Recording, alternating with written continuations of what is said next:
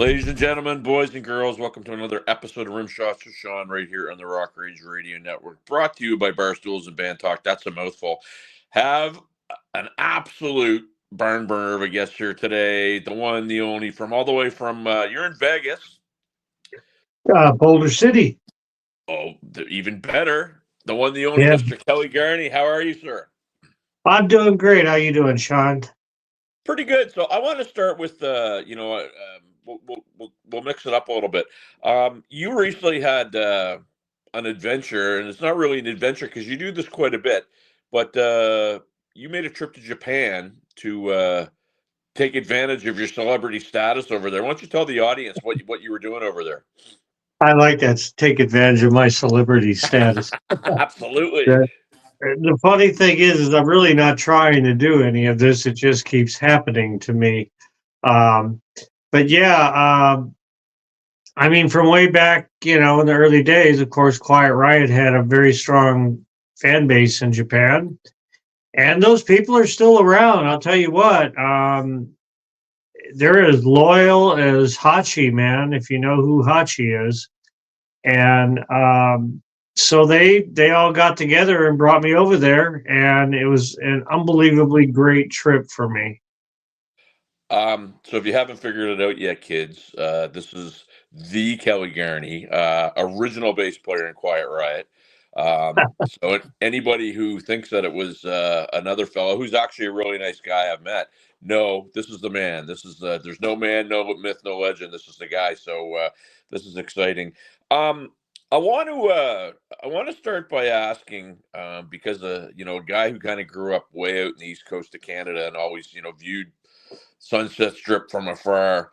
You guys, was it around 76 or 77 the Quiet Riot kind of got started? What? Well, what year did Quiet Riot kind of get started and start playing the Strip? Well, the band itself started in 75, but prior to that, me and Randy were already doing a lot of things with other people. We played our first club on the Sunset Strip when we were 13, and we got paid a case of beer, and which was standard, and no complaints there. And and they gave us $10 each. So we thought we were pretty rich with all that going on. But Quiet Riot didn't happen for a couple more years after that. Well, and the true standard of professional is getting paid. So you checked that off at a very early age, my friend, right? We did indeed, yes. And the case of beer didn't help either. Well, it didn't hurt. Well, there you go. Those days, I mean, you hear the stories again. We've read all the stories and stuff. But what was it like out there during that time? I mean, you hear about Eddie Van Halen, you hear about Randy, but there had to be some other amazing guitar players that maybe never sort of saw the light of day. Do you remember any of those guys? We really didn't pay attention. The only people we paid attention to is maybe somebody we might want to be in a band with. Otherwise, we didn't care who was better than us. We didn't care.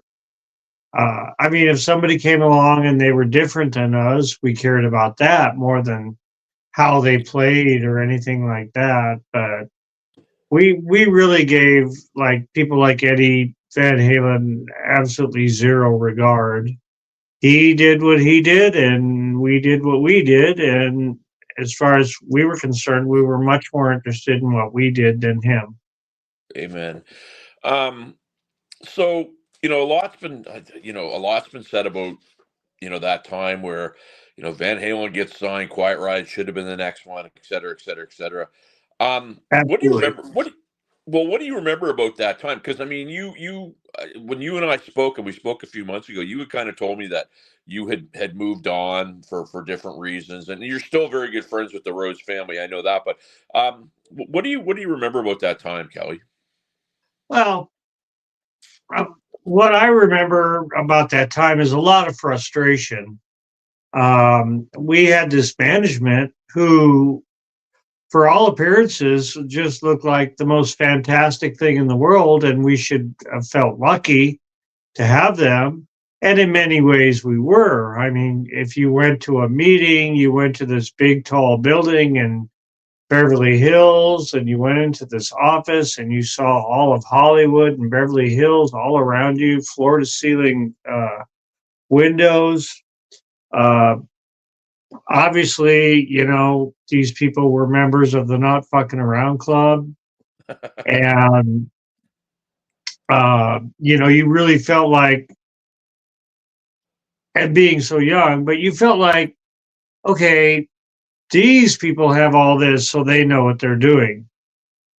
And we don't know shit. Right. So whatever they say, we have to do. And that's exactly what we did. They had their ideas. Me and Randy had our own ideas from the very beginning.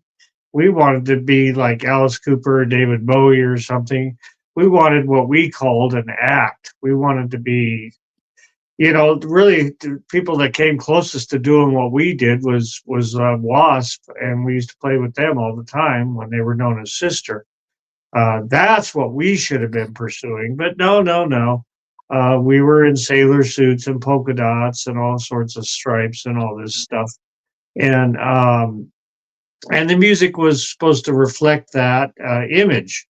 We were told we're a bunch of naughty little boys, and I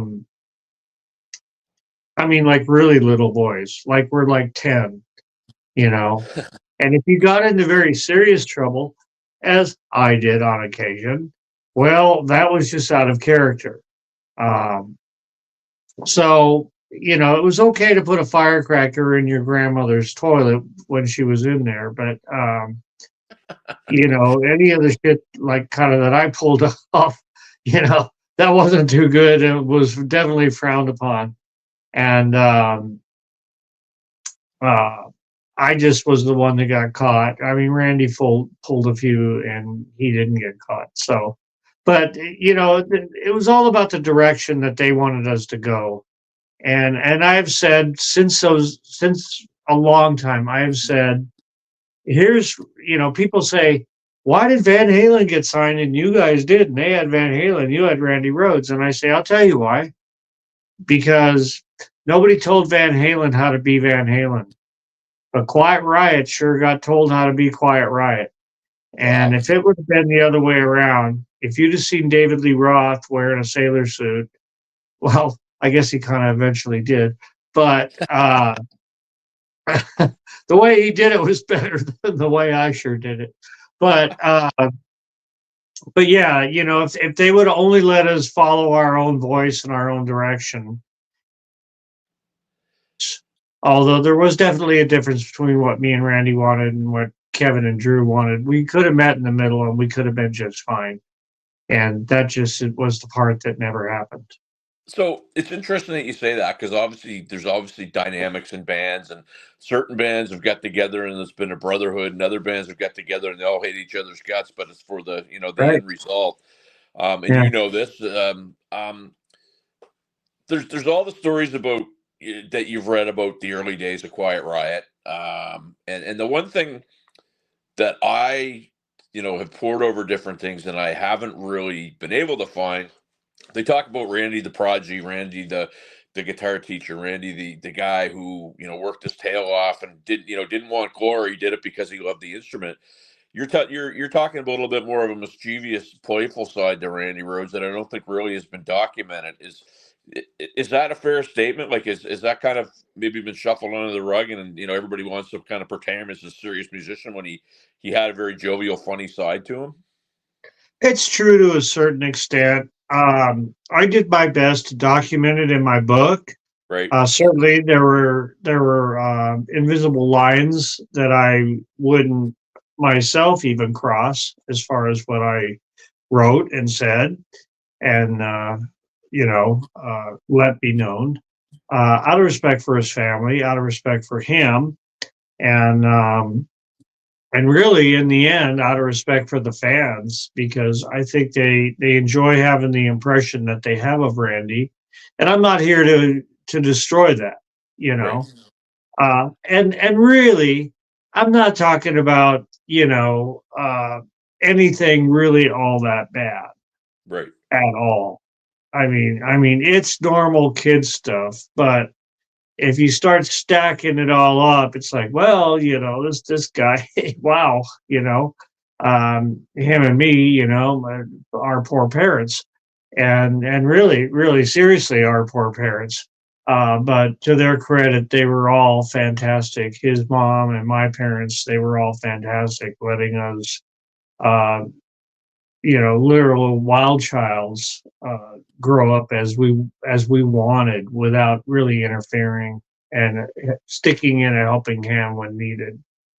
And Um, well, and one of the things I do want to say to you, because I mean, I've read a lot of quotes from you, and read a lot of stories, and you've always been and look, sometimes people will try to push somebody towards being a certain way, but you've never come across as, I did, he made it and I didn't. You've always been respectful of the, the legacy, but you've seemed to me, like we've talked, and you've had, your ups and downs, but you've had a pretty good life, and not a guy that sits there and kind of grinds about the fact that maybe it didn't work out for you. How is it that you do that, Kelly? Because I mean, everything that I've read about you, you got a great sense of humor. Everybody that I've talked to that knows you says you're a, super nice guy and you're super respectful of his legacy. So, how does one do that? well, it's that's a really great question. I wish somebody would ask me something like that once in a while, a lot more. Um, Everything you said is true. Yeah, I don't. I'm glad I didn't become a big rock star. Frankly, I don't think I could have lived through it. I would have had a pretty short fuse as any kind of a rock star. I would have self-destructed myself. Admittedly, I would have had so much fun that it killed me, and I wouldn't have been the first guy to ever go out like that. Now, Randy and I had a lot in common as far as the kind of people that we were, and that's lost on a lot of people because I was a little bit wilder than her or him, and they can't imagine, Randy doing things like shooting off guns and robbing bars and things like that. Well, believe me, that's not too much of a stretch for him. Right. At any rate, we were alike in that it's fairly well known and talked about rather quietly that maybe Randy didn't like being famous so much. Maybe he didn't like being an Aussie and getting all this attention. Maybe that Right. wasn't what he really wanted in life. Maybe he just wanted to settle down, have kids with his girlfriend, and and do studio stuff once in a while, go out and play live. We talked about playing together again. And I don't think he really dug what he got himself involved to, and he learned very quickly that he was in over his head. And when I mean he was in over his head, I mean his head space. Right. What he got involved with, he couldn't handle. And and really, if I'd have become a rock star along his side, I'd have been, both feet jumped into that whole craziness, and that wouldn't have sat too well with him. So, um, but when I say we were alike, I can relate to the sense of solitude that he would have sought, because I'm that way a lot. Even though I can be a good partier, I'd I'd almost rather be alone most of the time, and that would be Randy. He'd rather be alone, and so I think that he he found out that being a rock star wasn't what we thought it was. Yeah. We Right. we grew up thinking we're gonna be rock stars. We are gonna be rock stars. We know how we're gonna live. I'm gonna have this. I'm gonna have that. And in the end, when all that's given to you, you find out that you don't want it. And Randy found out, I think, in one of the hardest ways possible. He went out into a pretty brutal scene Yeah. compared to a couple of boys growing up in Burbank, California. Um, Well, and here's the interesting thing is you're saying that, and I'm listening to you. I mean, you guys were, they talk about the 27 Club, right? Like the people that passed away when they were 27, and he didn't even hit the 27 Club. And he became a legend. And really, I would put you in there because you're part of the story and you're a huge part of the story. You guys weren't even, you know, like mid 20s, right? And early 20s when a lot of the stuff was happening for you. So, I mean, just by what you're saying, it's like it makes it even bigger for me to go like, okay, he was dealing with a guy that was a legendary singer who probably had a super overbearing manager, which we know has come to be. So to be that young and maybe not have some people immediately at your fingertips to consult with. I mean, he went through an awful lot right at a young age. Yeah, yeah. I mean, we grew up in the Starwood Club. We're 16, 17, 18, that was where we grew up. We played there for years and it didn't get noticed for anybody. But we just kept doing it year after year. Once in a while, they threw us a bone and said, okay, you can go over here and play at the Santa Monica Civic with these guys like Journey or somebody. Go out here, play with Black Ochre. Once in a while, very rarely, we got a decent warm up spot in a different venue. But for the most part, we were stuck at the Starwood. We would play at the Troubadour every once in a while. When I was in the band, we never played the Whiskey. Either they didn't want us or we just I couldn't even tell you why we never played the Whiskey. After I left, for some reason, they played the Whiskey. Huh. I can't tell you. The only thing I remember from back then is that largely the Whiskey a Go Go was a punk rock place for a short time, and that was the majority of the acts that they had there. So I always looked at it like, well, yeah, I know if I even walk in the place, somebody will beat me up. So we just didn't even go there, and Gazzari's wasn't even a thing yet, although it was Van Halen's turf. They were kind of predicting the future, and they were being a cover band, which every band now is a cover band. Even Absolutely. bands that aren't cover bands are cover bands.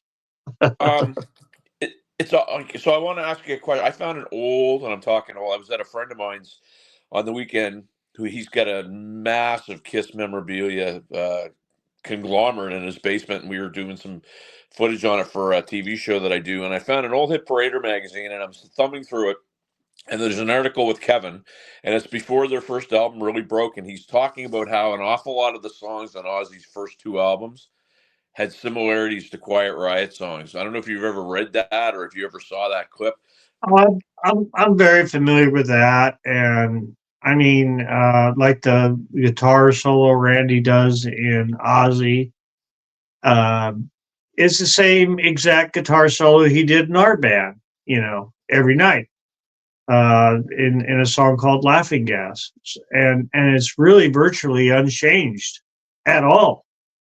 It's note for note because that's how he could play. It's the same, and there are parts of our songs, in some parts of in there, just little, you know, uh, couple bar pieces of music that are borrowed from stuff we had come up with. Uh, there's traces of even me and Randy in there. I mean, the song "No Bone Movies." When I saw that, I was like, "Oh my God, I can't believe they they did that." Because Randy and I had a language kind of that we developed where we had a lot of words that meant other things so that people would know what we were talking about. And we got the idea from, we were both required to read Clockwork Orange Uh-huh. uh, in school. And if you've ever read that book, you basically have to learn a whole new language to read it. And so we even use some of those words as well. But for us, Bone anything. There was Bone magazines, Bone movies, Bone pictures. A good-looking girl was bonastic. The bone referred to a hard-on. Of course. Absolutely. So if you Um, had a Bone magazine, you had a Hard On magazine. If you watched a Bone movie, you were watching a porno. And so that's Bone movies.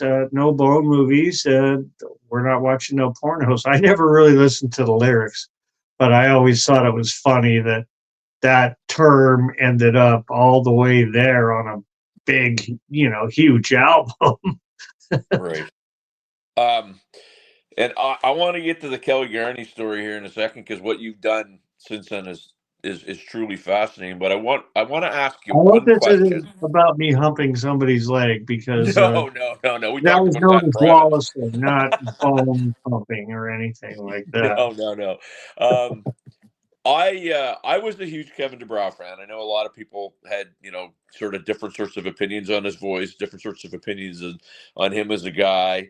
Um, you know, was he the same? I mean, you're never the same person from cradle to grave, so to speak. But did he pretty much carry himself the same way, like as far as you knew him? Yeah, we're a lot alike, and him being the more dominant personality, of course, I kind of bounce off of him as opposed to him bouncing off of me. But there was a lot of years of bouncing off of each other. So yeah, we're very similar. I'm just a different personality and a little bit wilder, and like you're not going to see Randy running around and running ambulance calls like I did for 10 years. Right, That would right. never happen in a million years. But for me, that's fine. In fact, I found it rather relaxing. Well, so let's do that transition. And I ask you that question because to me, Kevin DeBrow was one of the great voices of rock, and some people kind of, you know, say that they didn't love the sound of his voice, but I thought he was great. You get out of it, you decide, okay, for whatever reason, you've had enough. Do you immediately go into that career? Is that what you kind of decide you were going to do? Yeah, yeah. Once I got thrown out of the band, um, I cut my hair 3 days out of the band. I immediately enrolled in an EMT school and started school a week or so, 2 weeks, I don't know, later. Went to school for 3 months, came out, had a job waiting for me, and went to work the day after I graduated. And you did it for 10 years, and different. Obviously, it's it's a different thing from playing bass in a rock band. It was a lot like it, actually. Really? Yeah, How yeah. so? Well, the most obvious thing that I can say about that is let's say you're working a big car wreck. You're in the middle of a street, got a couple cars crunched up, you got some mayhem. Well, stage is mayhem, and you've got an audience. They're all over the sidewalks. They're watching you.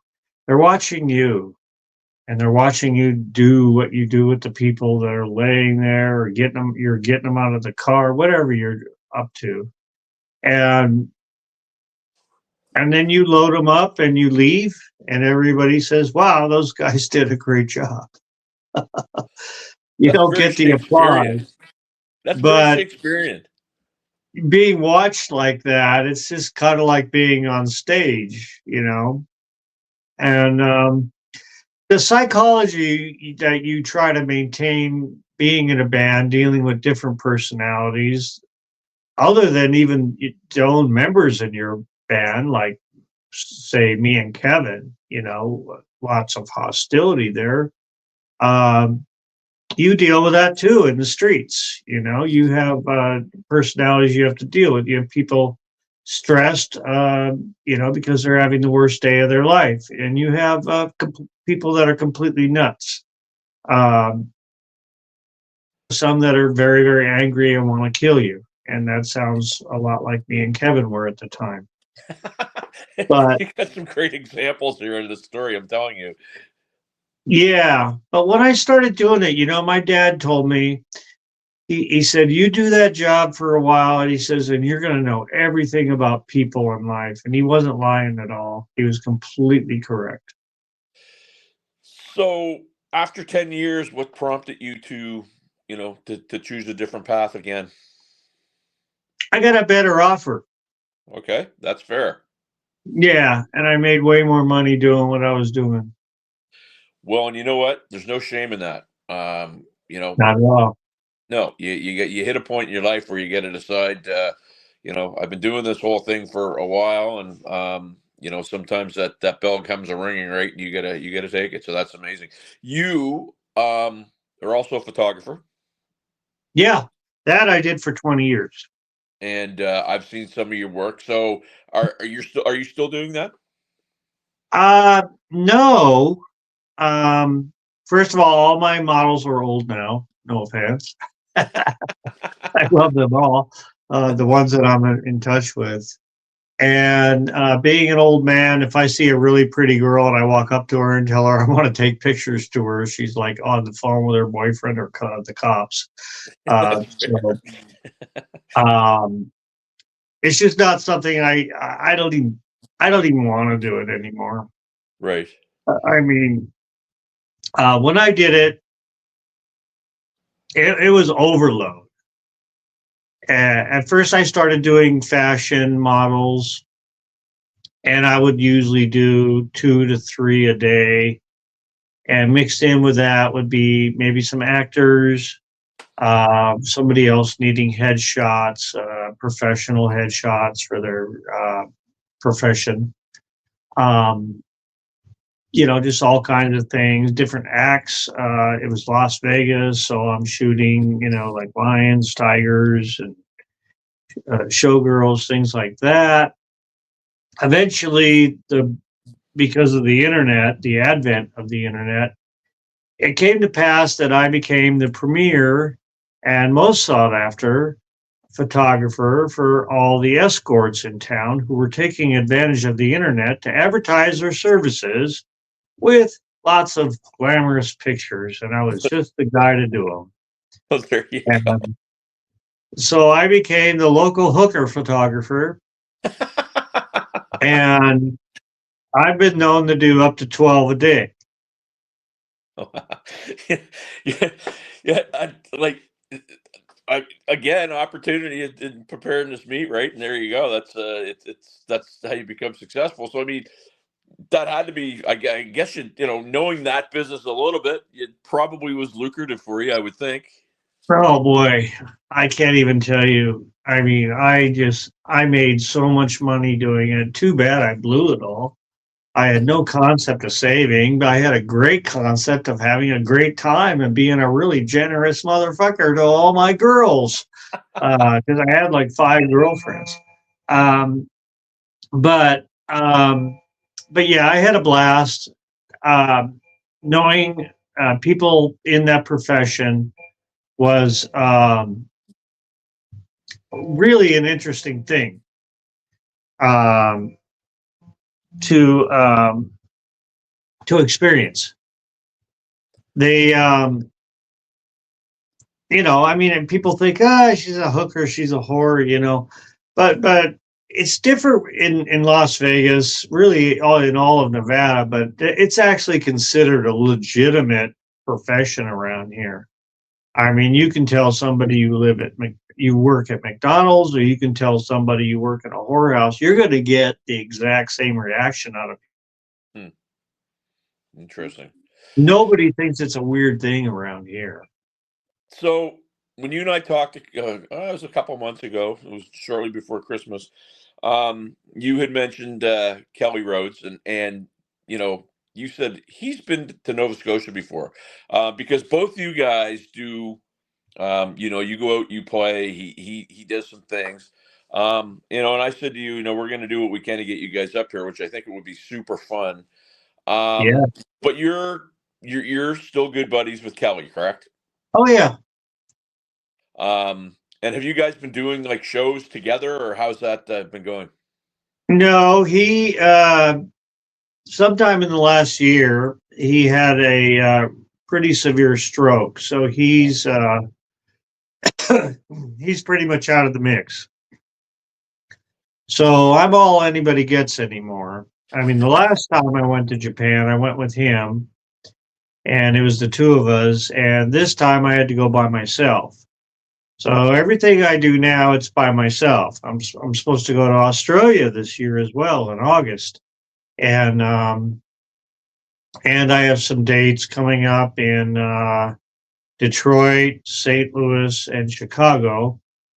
So I'm all around, but that's okay. But it's just me now, and I'm good with that. I'm fine. Well, if you're talking to him, tell him we up here in Canada hope he's feeling well. You've done hundreds of these, probably thousands of these. You've been asked probably the same questions. You maybe been asked different questions. Is there one question that you've never been asked about your entire life? Quiet Riot, EMT, photographer, everything that you're doing. Is there been one question you've never been asked that you wish somebody had asked you? No one's ever asked me how big my is. Well, here we go. Let us know.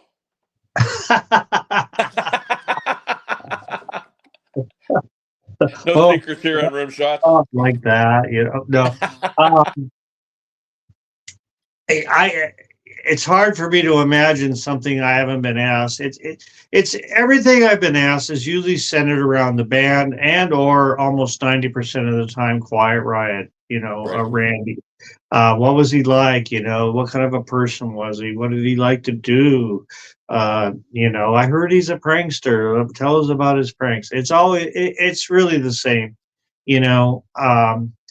It's nice when people ask me about my feelings on all of it as far as what I experienced, and so that's why I wrote the book, Yep. and I wanted people to see it from my perspective, and you know the odd thing is that I always get asked, and maybe I can explain it more, but is everybody they say, did you realize, that you were with this guitar legend?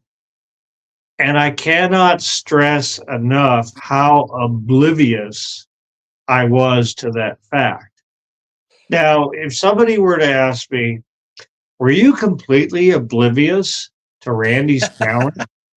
Nobody's asked me that, but I'm here to say, yes, I was completely oblivious because he was deceiving in that Randy did not get better every year, every month, every week, every day. Randy got better every 2 or 3 minutes. Well, let me Believe throw something out there for you, Kelly. Sure. He doesn't get the call. As the story goes, to go over an audition in the hotel room and blow a certain person away, and somebody else gets it. And beats him by 2 minutes. The other guy becomes the legend, and he just goes back to being a guy in a bar who's an amazing player. So it's one of those things where, um, you know, legends are made in different ways, I guess. So I really like what you're saying in that he got better every 2 or 3 minutes, because that's the mark of a real pro in my estimation. Yeah, no, this guy, he was a modern day Mozart, Beethoven, any ingenious musician that you want to name. I don't care who they are. And there's a great many fantastic musicians out there. You could put Randy almost in the same league with, but with his particular niche, he nailed it. He had it. He got it. Try to be Randy Rhoads. Good fucking luck. It's not going to happen. And really seriously, it's just like try to be Eddie Van Halen. You're not going to be that guy. And with Randy and Eddie, of course, you can become close. But there's a lot of when people become, it's just like famous actors. I mean, try to be. I think I'll grow up and I'll be just like Clint Eastwood. It's really not going to happen. No, absolutely. And the thing now with the social media, there was a thing a while back, and I was just like, why do people do this? They started talking about Eddie's son. Well, he's far surpassed Eddie as a player.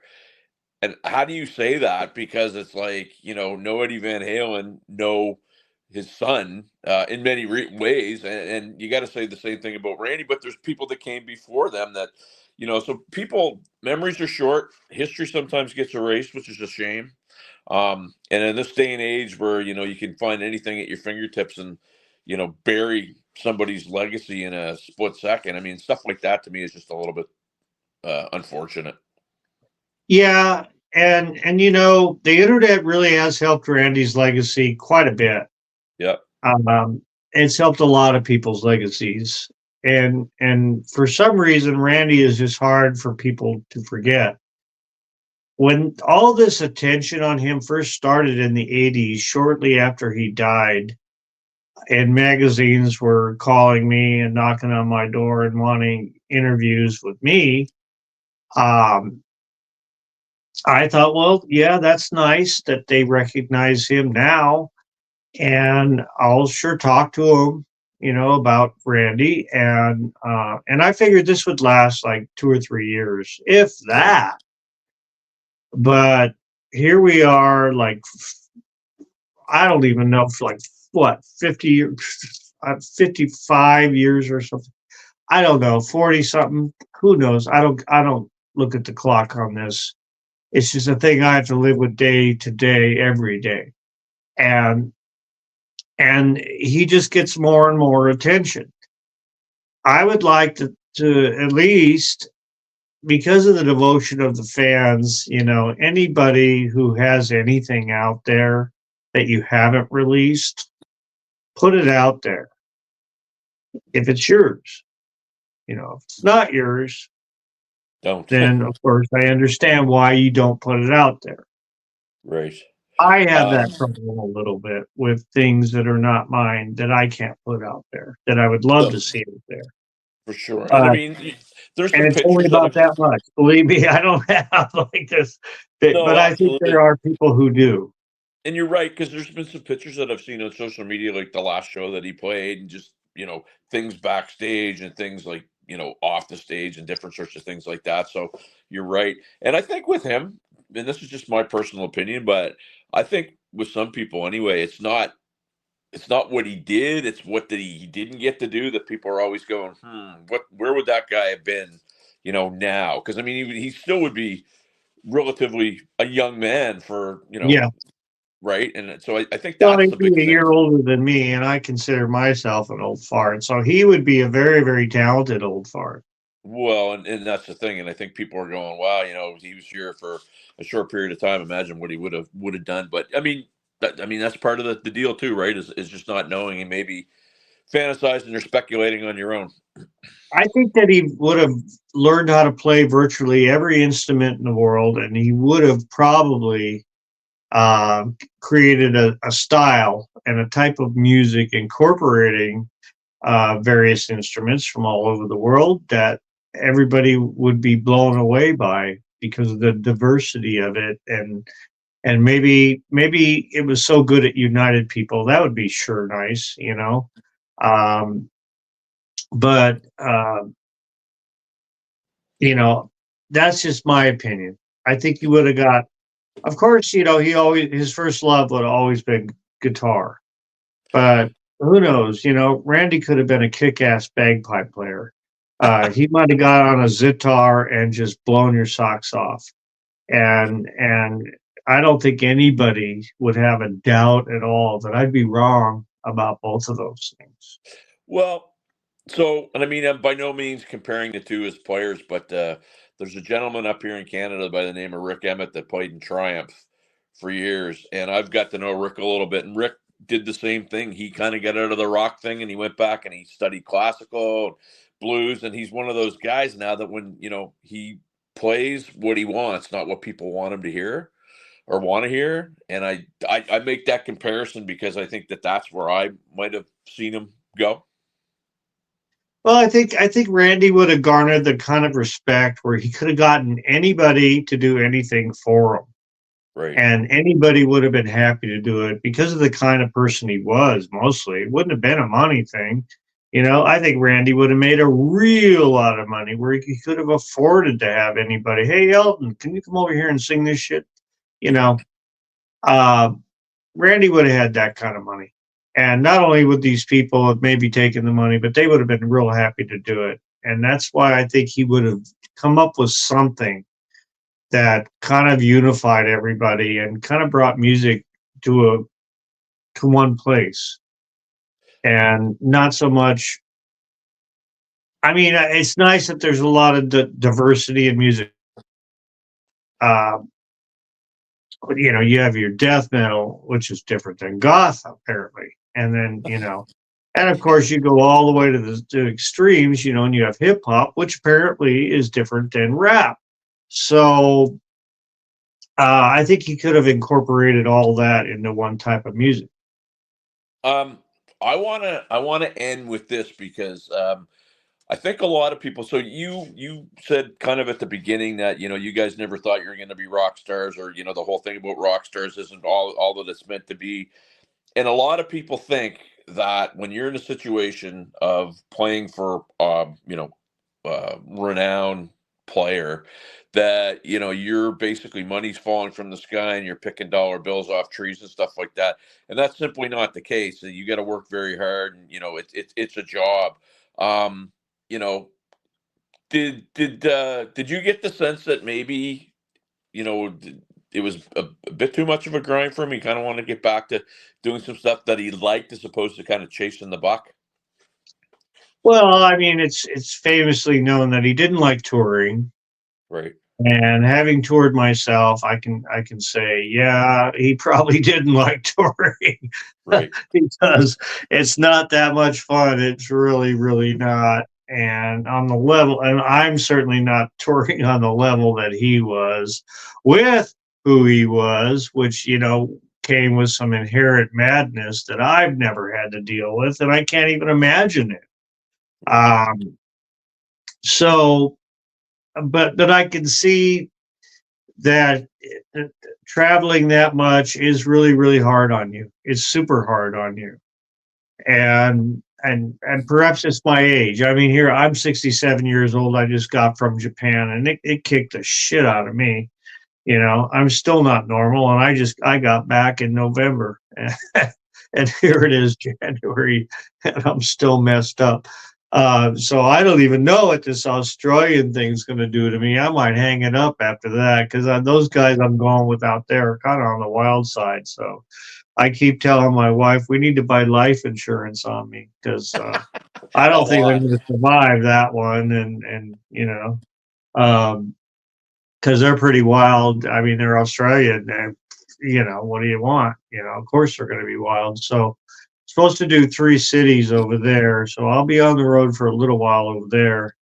But for Randy, all that traveling, being away from his girlfriend and his dog, or and with all these crazy people, and really, one thing that's really hard for Randy that most people don't understand is getting attention and having people going, "Oh my God, you're a rock god. You're so good," and oh, please, I'd die for you, and all these girls trying to get him, which he didn't appreciate. Right. All that kind of stuff. Would weigh heavily on his mind, as far as, I don't think I like this shit. And sadly, all the times I've been on the road, I haven't had a bunch of girls trying to get to me, nor have I had a bunch of people telling me I'm a rock god on the bass. Although I did just win an award for, I got inducted into the Rock God Hall of Fame. I'm not exactly sure why, but thank you very much to them, because it was pretty fun to do all that. But Absolutely. for Randy, it's just, it would have been too much for his personality and the way his soul was. He had a very gentle soul, a soul that was very much at rest. And to bring a bunch of disruption and mayhem, that he had no control over, would have been a lot for him to endure for any extended length of time. I thought it was going to end on something, but you got me thinking about something, because I was thinking back as you were talking to you were talking about, did you realize this guy was iconic, and you said people ask you that. I interviewed Max Norman, and I asked Max Norman, did he think that he was recording a guitar god, and his exact line was, amazing player, I just didn't think, at the time I was so immersed in the work that, not that he was just another guitar player, but he didn't think, okay, well, we'll see where it goes. So I guess to your point, sometimes when you're involved in it, you just keep your head forward and you don't look at all the legacy pieces. Yeah, I recently made the statement to somebody, when I was talking earlier about how Randy didn't get better, every year, every month, every day, he got better every 2 minutes, and then I added to that. I said, I thought everybody got that good. I didn't realize that, it was just him. And they laughed and they laughed and they went, I thought everybody got that good that fast. They thought that was the funniest line. So, hence I'm using it on your show because apparently it's a funny line. No, absolutely. But the thing that I absolutely loved in the whole story, and I mean, you knew his mom, and I'll take the sports angle, but if you have somebody that's considered a prodigy, or I use the air quotes special because that's the term that's used in sports a lot, you get to have like maybe an overbearing parent where the parent really pushes them towards something because they see dollar signs or whatever. He obviously had natural talent, but his mother was not like that, was she? Not in the least, no. Um, you know, I mean, as a generalization, I would say about both of our parents, well, his mom and my parents, my mom and dad, you know, uh, the least they knew about what we were up to, the better their lives were. And until they were brought into whatever it was that we had created, which took a lot of different forms, some good, some bad. Uh, my parents went to the Starwood twice. The Starwood was a pretty rough club. I mean, you know, it wasn't a nice, place like the Troubadour or Gazzari's or something. The Starwood was rough, I mean, there was no surprise in seeing, blood all over parking lots or something, all over the floor, um, from some sort of mayhem. But my parents went there twice and saw me. And I've been told Mrs. Rhoads actually went and saw the band there. I never saw her there myself, so I don't know about that. But I do know my parents went because my mom took pictures. And but as far as them being uh, seeing dollar signs, they didn't see that. They just thought, because, and it's not just them, it's every parent back then. If you told your dad back in those days, listen, Dad, I'm going to grow up, I'm going to be a rock and roll idol. I'm going to be a rock and roll star. You'll see. And they'll go, yeah, well, yeah, we'll see. I mean, they've made movies about it. It's just you weren't looked at it like that. These days, Yeah. especially when your kid's like 7 and he's doing, like the eruption guitar solo, and you're just a parent, you're going, holy shit, I got this kid that's like, this musical genius, bam, let's go down to Guitar Center, and the kid's got 6 guitars and a Marshall stack all of a sudden, you know, and he hasn't even reached puberty yet. So um, it's kind of the exact opposite now as it was then. Nobody thought we were going to be anything. Nobody bought us anything. If we wanted something, we had to work pretty damn hard for it, or be genius thefts involved with, or other schemes like buying money and just weird shit we had to do to get money. So we didn't get a job. Um, Randy did luck out when he was fairly young, and he got the teaching thing going on at Musonia, and he did make fairly good money there, for at least for us. I created some jobs as we got older, but when we were very very young, um, once in a while, my mom and dad were really actually more supportive than his mom, if you can believe that. Huh. My mom and dad would, they would go, okay, well, they'd save up their money. They weren't rich, but they would actually save up and they'd buy me an amp or a bass or something. And that didn't happen in Randy's case. He had to come up with all the money himself. Well, don't sell yourself short, sir, when you talked about the award and being inducted into the Hall of Fame, because you're and I'm sure you sometimes kick back, but you're not only an important part in that story, but you're a very, very, very, very key player in the whole what would become the Sunset Strip days. And I don't know if you take time to kind of reminisce about that. But you know, I mentioned I had band practice last night, and I said to my guitar player who I played with in high school, I said, I'm talking to Kelly Garni. He knew exactly who you were. He knew exactly, what you did, what you done. So don't sell yourself short, man. You're an important part of this whole thing. Well, the whole deal's nothing but a big pot of beef stew, and I'm an ingredient in it. I'm not the beef, but I might Yeah, be but the you're the sauce. potatoes and the gravy. Let me tell you right now, and that's to I'm me is somewhere in there. Yes, the potatoes, the spices, something in there is Kelly Garni. I'm just not the beef. And I know I'm not the beef. I don't want to be the beef. Well, I want to thank you for doing this, and it's been great getting to know you and just having chats like you and I kind of text every now and again. And we're gonna see what we can do to make something happen to maybe see Mr. Garney joining us in Nova Scotia at some point. Uh, That's what I want to do. I want to go there. Stay tuned, and I'm assuming you send the list of okay, figure this out and be ready type thing. Is that how it goes? Yeah. Yeah. What I've been doing with people is, and thank you to all the people that have hosted me wherever I played, which is like all over the place. And I'm having so much fun doing it, and it's great to see the enthusiasm of the fans and that people still remember this music that we did and have so much regard for Randy. And so I sent a list of songs. For instance, in Japan, I did 10 Quiet Riot songs.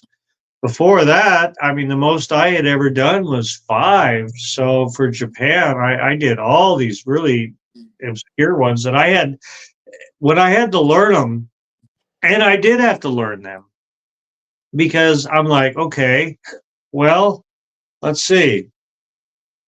I should know this song at, 45 whatever years later. We used to rehearse every night, for 5 hours.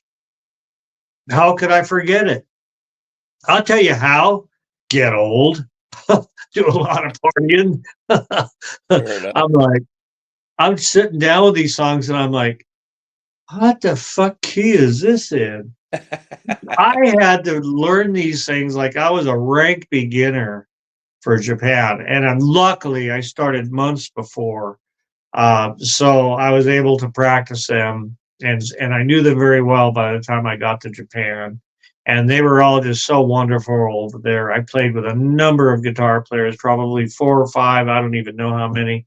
Everybody takes a turn. Everybody comes up, and that's what I like to see. Is different guys coming in. Hey man, it's my turn. Let's go do it. I want to do this song. They all had songs that they loved and wanted to do, and I thought that was just so great. It was so fun. So I'd love to come up there and do that to Nova Scotia, and by do that to Nova Scotia, I mean that quite literally. And I will send you a list of the songs that I think really kind of represent where me and Randy were at. Last question. It's like we rehearsed this. Your favorite Quiet Riot song, both to play to listen to.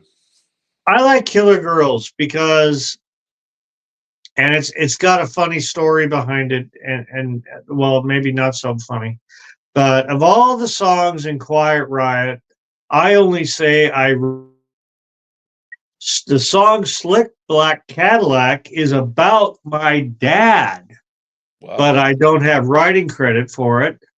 Rightfully so. I didn't write it. Nothing in there. It's just about my dad. Now, Killer Girls, I say I wrote for the most part. Me and Randy actually wrote it. So I could have shared credit easily. with and Kevin, me, Randy, I'd have been happy. So all these years later, I'm still bitching about this. But no, did I get credit? No, I get no credit on the song whatsoever. And I did get credit on two other songs. If you were to ask me what I did on those two songs, I would say I have absolutely no fucking clue. There's even one song that I put on the list to play with other people, and I played it in Japan, and it was easily one of the best songs. And that's due to the fact is that me and Randy wrote that song way before Quiet Riot, and we were jamming it at backyard keggers and rocking out with it back there. And and then it ended up on one of the very few beginning things that we did in Quiet Riot, but it never made it onto the Japanese release albums. But it did make it onto an album called the Randy Rhoads Years Quiet Riot. So when I heard it, I was like, oh man, I got to do that song because I mean, that was the sound me and Randy loved. It's a lot more of a hard rock tune than the rest of the other shit. Like, Mama's Little Angels and all this stuff. And Get Your Kicks in 76. Oh, there's such embarrassments. But yeah, so my favorite song is Killer Girls. Kelly Garni, thank you so much, my friend. We will stay in touch and do what we can to get you up here, and be well. I'm really looking forward to coming up there. I want to play with you guys up there that have an appreciation that I appreciate, and that's a love of Randy Rhoads. Peace, my friend. All right, bye bye, brother.